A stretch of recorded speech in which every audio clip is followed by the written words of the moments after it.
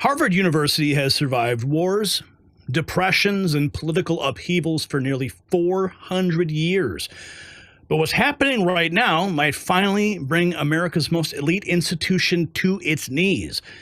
President Trump has just unleashed the nuclear option, freezing billions in federal funding, banning all foreign admissions, and ordering the immediate deportation of over 6,000 international students. Harvard is fighting back with lawsuits and constitutional arguments, but Donald Trump is not backing down. He is demanding answers about why 31% of Harvard students are foreign nationals while qualified Americans get rejection letters.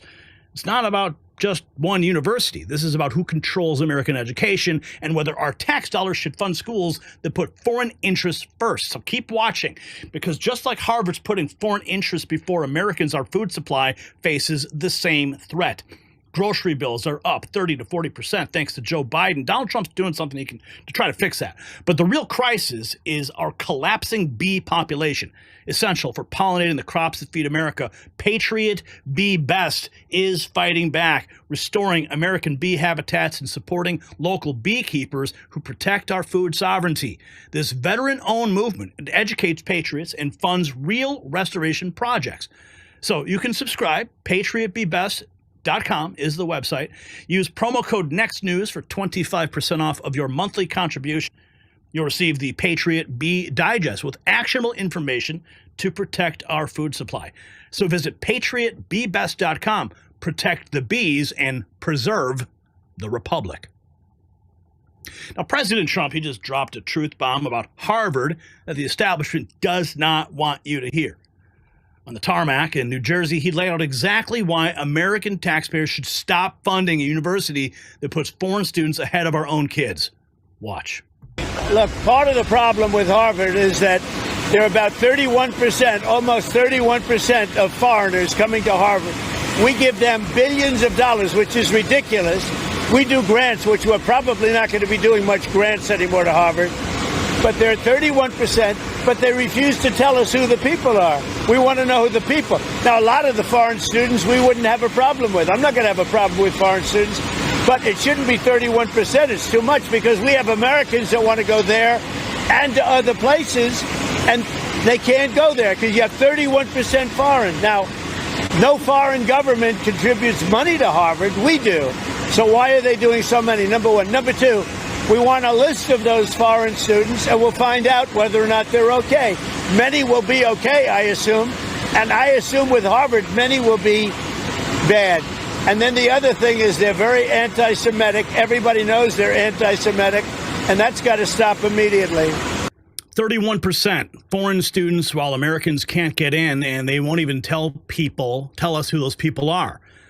The president didn't stop there. In the Oval Office, he revealed the shocking financial reality of Harvard's relationship with taxpayer money while they sit on a massive endowment that dwarfs most countries' budgets. Watch. Are you considering stopping other universities besides Harvard from accepting foreign students? Well, we're taking a look at a lot of things. And as you know, billions of dollars has been paid to Harvard. How ridiculous is that? Billions. And they have $52 billion as an endowment. They have $52 billion. And this country is paying billions and billions of dollars and then gives student loans, and they have to pay back the loans. So Harvard's going to have to change its ways. Change its ways. $52 billion endowment, yet they still take billions from hardworking Americans. That is the definition of greed.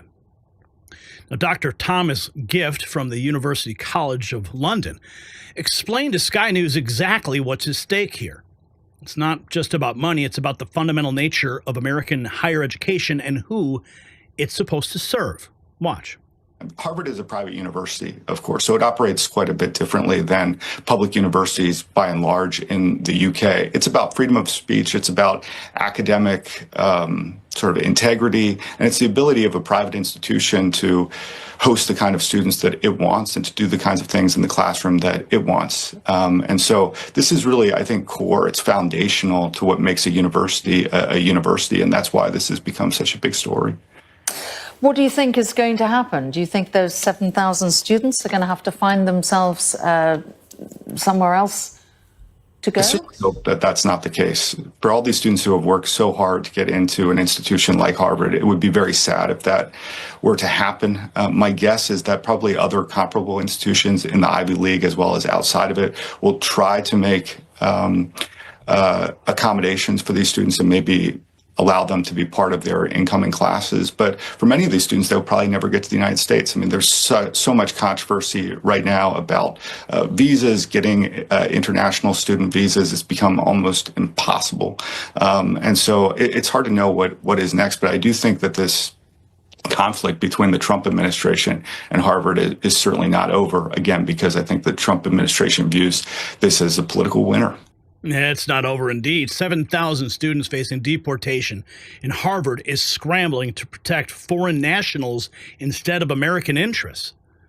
Now, the human impact of Trump's order is staggering. Watch as Dr. Gift breaks down the numbers and explains why other Ivy League schools are now panicking about their own foreign student populations. Watch. The ban on foreign students, I mean, there are thousands of students, and we understand about 7,000 of the student body there on some kind of visa, not just existing students, but also those with offers to attend Harvard. I mean, what happens? What happens now for them? Do you know? Well, you're absolutely right that more than a quarter of the student body at Harvard are international students. So it comprises a very significant part of the enrollment. I actually teach a summer class every year at Harvard. I'm about to start doing that in July, despite being full-time at UCL. I would say about 4 out of every 5 students in that class, which is about globalization, are international students. So I think there's going to be a request for an injunction, and the administration is going to ask that the courts essentially block this movement. But in the long term, it's really hard to say whether this is going to pass constitutional muster. If it does, and the administration is successful at banning international students, that would just be a gut punch to so many who have worked so hard to attend Harvard, both the students who are currently there as well as those who are looking to matriculate just this fall. So it, again, very, very unprecedented. It is sad. It's sad for these students. Oh, he's crying. Cry me a river, buddy. All right? We got to set our priorities straight on where our tax money goes. And they've got a hell of a lot in that endowment. 4 out of 5 students in some Harvard classes are international. That's not an American university anymore. That's a global institution funded by U.S. taxpayers. Sky News correspondent Samantha Washington laid out the escalating battle between Trump and Harvard, including the constitutional showdown that's brewing. This timeline shows how we got to the breaking point. Watch. Harvard University in the United States is suing the American government over a ban that it wants to impose on enrolling foreign students. It follows months of wrangling between the White House and the prestigious university. The latest row between the Trump administration and Harvard began back in January. Just 9 days after his inauguration, Donald Trump signed an executive order calling for the government to crack down on anti-Semitism. Then in March, 60 universities under investigation for anti-Semitism were sent letters by the Education Department. They were threatened with potential enforcement action if they failed to protect Jewish students. Harvard, incidentally, was number 13 on that list. The government then wrote to the university a month later, demanding a list of reforms and warning it to comply if it wanted to maintain its financial relationship with the government. The government then announced a freeze on $2.2 billion worth of funding to the university after its president, Alan Garber, rejected the president's demands. The university then sued the Trump administration, describing the move as unconstitutional and illegal. From anti-Semitism investigation to frozen funding to deportation orders, Trump is systematically dismantling Harvard's grip on your money, taxpayer money. So here's some more explosive news from Sky, showing how Harvard's president tried to dodge the real issues when confronted about the university's failures to protect Jewish students while harboring potential security threats. Watch. The Education Department then announced that Harvard would not receive any new research grants from the government until it met its demands. An additional $450 million worth of grants to Harvard was stopped on top of the freeze in funding. And then this week, a ban on Harvard's ability to enroll students from overseas was announced.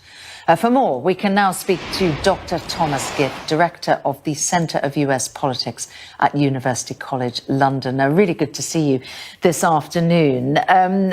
We'll just step back for a moment. I mean, have you ever seen anything like this? Thanks so much for having me, Sam. It's great to be with you. Really, I haven't. And I think that that's a common trend with the Trump administration, which is that every action seems to be more unprecedented than the last. But for a U.S. administration to go after, single out a university like Harvard, one of the best and most prestigious brands in American higher education, is really quite something. And there is really no parallel. No, that was actually Dr. Giff, and you heard him. He nailed it. Trump's using Harvard as an example because taking down the biggest name sends the strongest message. And the political genius of Trump's strategy becomes crystal clear in this analysis. By targeting Harvard specifically, he is forcing every university in America to choose between foreign money and American values. Watch.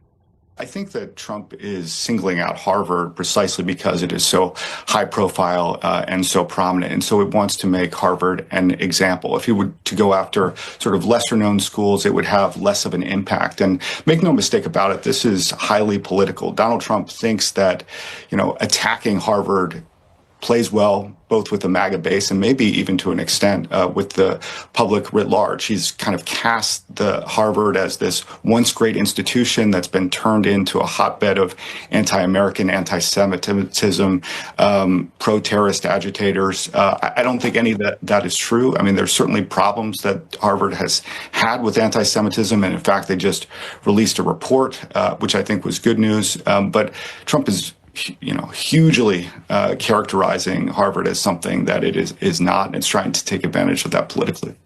Yeah. Cast Harvard as a hotbed of anti-American pro-terrorist agitators, and the evidence keeps proving Trump right.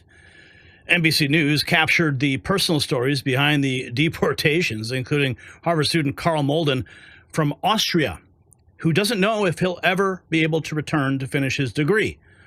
Now, this is the human cost of Harvard's anti-American policies. So if there's any institution to blame, don't point the finger at Donald Trump. Point the finger at Harvard. Watch. Harvard calling the government's action unlawful, adding, "We are fully committed to maintaining Harvard's ability to host our international students and scholars." It's saddening and it's stressful. Carl Malden is a Harvard student from Austria studying government. Do you think you'll be back at Harvard in the fall? It's hard to make a call, I hope. I'm uncertain. I think with this administration, anything can happen. In April, the administration froze more than $2 billion in federal grants to Harvard over what the White House said were concerns about unchecked anti-Semitism on campus and demands to change hiring and admissions processes. The university's president pressed by Lester last month. Is this really about anti-Semitism? I would say that at Harvard, we have a real problem with anti-Semitism. We take it very seriously, and we're trying to address it. Yeah, not seriously enough. Harvard chose foreign students over American kids, and now they're facing the consequences of that betrayal.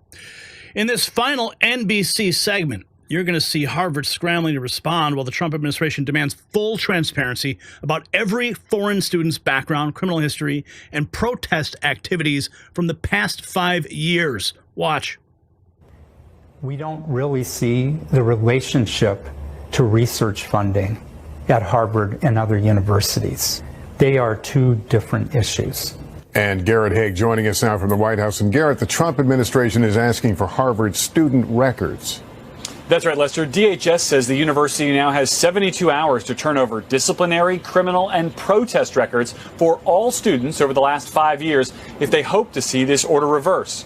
Harvard says it's working on guidance for its foreign students. Lester? Garrett Haig, thank you. Thanks for watching. Stay updated about... Yeah, thanks for watching. 72 hours to turn over records or lose everything. That is what accountability looks like. Now, DHS Secretary Kristi Noem delivered the administration's final warning to every university in America. Clean up your act or face the same fate as Harvard. Watch.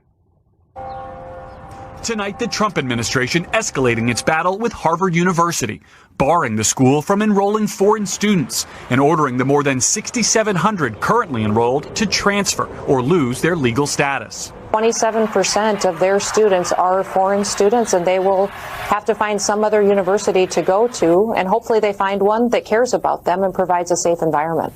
The White House saying Harvard has become a, quote, hotbed of anti-American, anti-Semitic, pro-terrorist agitators, adding the university now must face the consequences of their actions. This should be a warning to every other university to get your act together. Get your act together. 27% foreign students, billions in taxpayer funding. The gravy train just hit a wall. If you got value from this report, tap subscribe. It's time for my final thought. I know you guys love it. Harvard's day of reckoning has finally arrived. For decades, the so-called American institution has taken billions in taxpayer money while rejecting qualified American students in favor of foreign nationals that they refuse to identify. And Trump just called their bluff. So think about it. Your tax dollars fund a university where 31% of students aren't even American, where anti-Semitism runs rampant, where 4 out of 5 students in some classes are international. That is not education, that's replacement. And when Trump demanded a simple list of who these foreign students are, Harvard said no. So what are they hiding? So this battle is going to determine whether American universities serve American students or continue operating as global institutions on your dime, your frickin' money. So here is my question. Should any university that takes taxpayer money, your money, be allowed to prioritize foreign students over Americans? Simple yes or no. Sound off in the comments. You want to support media that puts America first? Grab your Next News gear at shop.nextnewsnetwork.com, link down below.